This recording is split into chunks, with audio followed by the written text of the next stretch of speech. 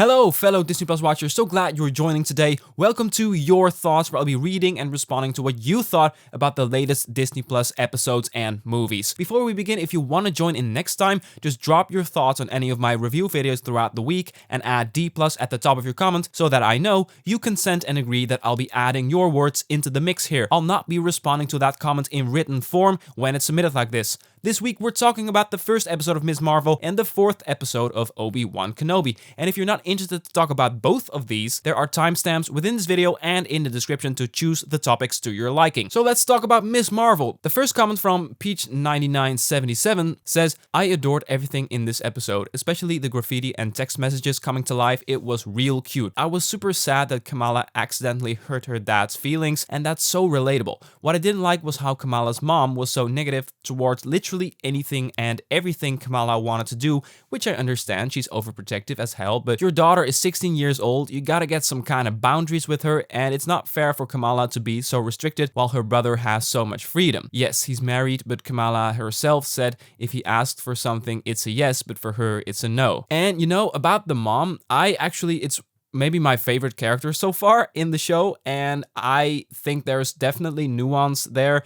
She does really try, and you said it yourself. I mean, the scene where she hurts her dad's feelings, I mean, she hurts her parents' feelings. So there's definitely nuance there, and the mom is really trying. So I kind of disagree on that. I think the mother is too overprotective. They're not taking it so far that it's a complete cartoon or complete two-dimensional character, because they have that scene in the episode where she refuses to go with her parents, even though that's a way for her parents to make up for the fact that they don't want her daughter out, and that they see a lot of threats on the streets and outside of their home, their cozy home. Yes, it makes sense in the family dynamic that the brother, who is years older than her, is allowed to do more stuff, and it's a classic family dynamic which we can all connect to, so I think that was real good. So Random Guy 1001 writes, I loved this first episode. All of the characters add something to the show, and Iman Vellani did a great job at making Kamala feel like a real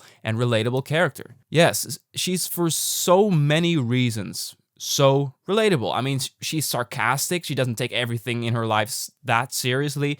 She's very much a teenager and a bit of a pain in the ass for some people and a good friend to others. I mean, you see a lot of different colors, a lot of different sides to her. At least I feel like she's a giant geek with a YouTube channel. I mean, that's directly relatable to me.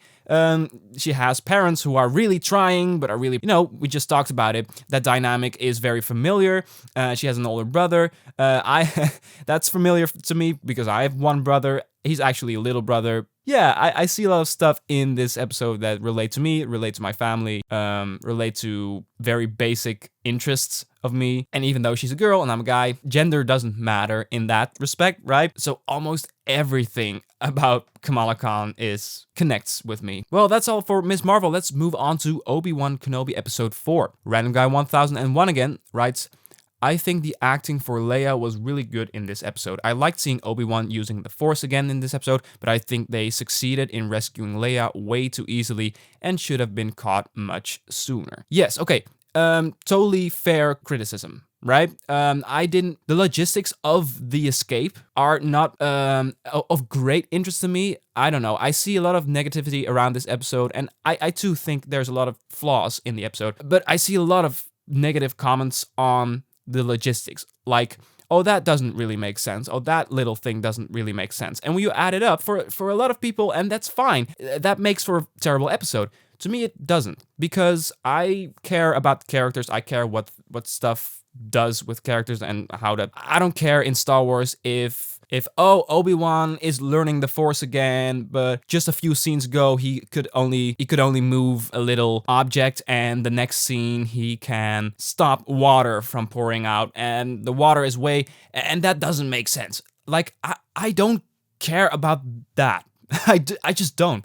I care about what growth Obi-Wan is making in that moment, and I'm just not paying attention to those little things. And to me, those are little things. To me, those are nitpicks. But it's interesting because this episode doesn't really move much forward in terms of character. So I see that a lot of people are pointing their attention to the logistics of how everything exactly plays out, and that the Leia's disguise with Obi-Wan wasn't that convincing. I mean, those kinds of things don't really pop into my mind when I see it, but I guess people see that more with this episode because there wasn't that much of character work. I don't know. That's my 2 cents. And Random Guy 1001, it's really your show today. It says, the legend is back. I'm referring to your friend. Well, thank you for pointing that out. Yeah, of course, we had a lot of fun making that video, even though the last couple of months were not kind to this channel. I'm really not in a good spot on YouTube. I do want to keep up the grind and trying new things, and to